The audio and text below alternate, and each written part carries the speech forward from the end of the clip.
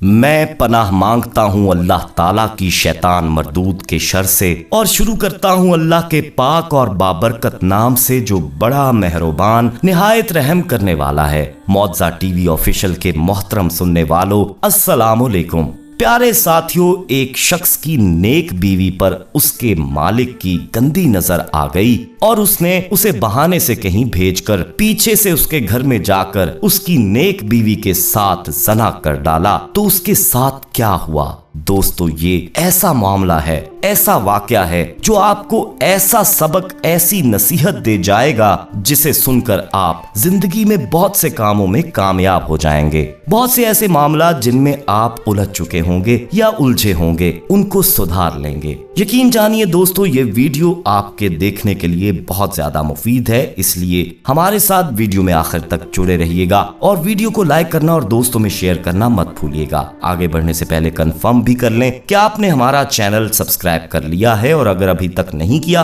तो फौरी हमारा चैनल मौज़ा टीवी ऑफिशियल सब्सक्राइब करते हुए बेल आइकन को क्लिक कर दें ताकि हमारी आने वाली मजीद वीडियोस का नोटिफिकेशन बर वक्त आपको मौसूल होता रहे। तो आइए आगे बढ़ते हैं, आगाज करते हैं आज की वीडियो का।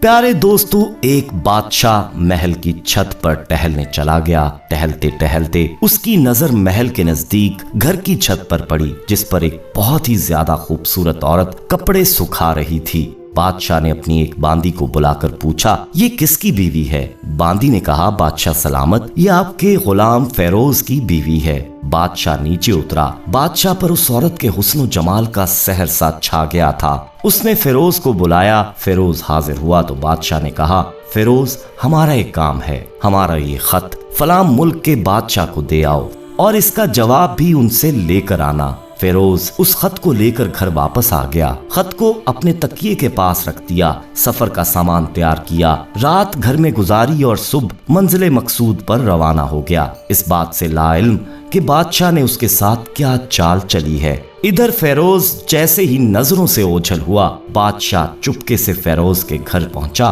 और आहिस्ता से फेरोज के घर का दरवाजा खटखटाया। फेरोज की बीवी ने पूछा, कौन है? बादशाह ने कहा, मैं बादशाह हूँ, तुम्हारे शौहर का मालिक। तो उसने दरवाजा खोल दिया। बादशाह अंदर आकर बैठ गया। फेरोज की बीवी ने हैरान होकर कहा, आज बादशाह सलामत यहाँ हमारे गरीब खाने में? बादशाह ने कहा, मैं यहाँ मेहमान बनकर आया हूँ। फेरोज की बीवी ने बादशाह का मतलब समझकर कहा, मैं अल्लाह की पनाह चाहती हूँ आपके इस तरह आने से, जिसमें मुझे कोई खैर नजर नहीं आ रही। बादशाह ने गुस्से में कहा, ऐ लड़की, क्या कह रही हो तुम? शायद तुमने मुझे पहचाना नहीं। मैं बादशाह हूँ, तुम्हारे शौहर का मालिक हूँ और तुम पर भी पूरा हक रखता हूँ। फेरोज की बीवी ने कहा, बादशाह सलामत, मैं जानती हूँ कि आप ही बादशाह हैं, लेकिन बुजुर्ग कहकर गए हैं कि शेर को अगरचे जितनी भी तेज भूख लगी हो, लेकिन वो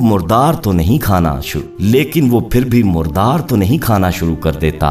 और कहा, बादशाह सलामत, तुम उस कटोरे में पानी पीने आ गए हो जिसमें तुम्हारे कुत्ते ने पानी पिया है। बादशाह उस औरत के हाथों से बड़ा शर्मसार हुआ और उसको छोड़कर वापस चला गया, लेकिन अपने चप्पल वहीं पर भूल गया। ये सब तो बादशाह की तरफ से हुआ। अब फेरोज को आधे रास्ते में याद आया कि जो खत बादशाह ने उसे दिया था वो तो घर पर ही छोड़ आया है। उसने घोड़े को तेजी से वापस मोड़ा और अपने घर की तरफ लपका। फेरोज अपने घर पहुंचा तो तकिए के नीचे से खत निकालते वक्त उसकी नजर पलंग के नीचे पड़े बादशाह के चप्पल पर पड़ी, जो वो जल्दी में भूल गया था। फेरोज का सर चकरा कर रह गया और वो समझ गया कि बादशाह ने उसको सफर पर सिर्फ इसलिए भेजा ताकि वो अपना मतलब पूरा कर सके। फेरोज किसी को कुछ बताए बगैर चुपचाप घर से निकला। खत लेकर वो चल पड़ा और काम खत्म करने के बाद बादशाह के पास वापस आ गया तो बादशाह ने इनाम के तौर पर उसे 100 दिनार दिए। फेरोज दिनार लेकर बाजार गया और औरतों के इस्तेमाल के कीमती कपड़े, जेवर और कुछ तहाइफ भी खरीद लिए। घर पहुंचकर बीवी को सलाम किया और कहा, चलो तुम्हारे मैके चलते हैं। बीवी ने पूछा, ये क्या है? कहा, बादशाह ने इनाम दिया है और मैं चाहता हूँ कि ये पहनकर अपने घर वालों को भी दिखाओ। बीवी ने कहा, जैसे आप चाहें। बीवी तैयार हुई और अपने वालिदैन के घर अपने शौहर के साथ रवाना हुई। दामाद और बेटी और उनके लाए हुए तहाइफ को देखकर वो लोग बहुत खुश हुए। फेरोज बीवी को छोड़कर वापस आ गया और 1 महीना गुजरने के बावजूद ना बीवी का पूछा और ना उसको वापस बुलाया। फिर कुछ दिन बाद उसके साले उससे मिलने आए और उससे पूछा, फेरोज, आप हमें हमारी बहन से गुस्से और नाराजगी की वजह बताएं या फिर हम आपको काजी के सामने पेश करेंगे। तो उसने कहा, अगर तुम चाहो तो कर लो, लेकिन मेरे जिम्मे इसका ऐसा कोई हक बाकी नहीं जो मैंने अदा ना किया हो।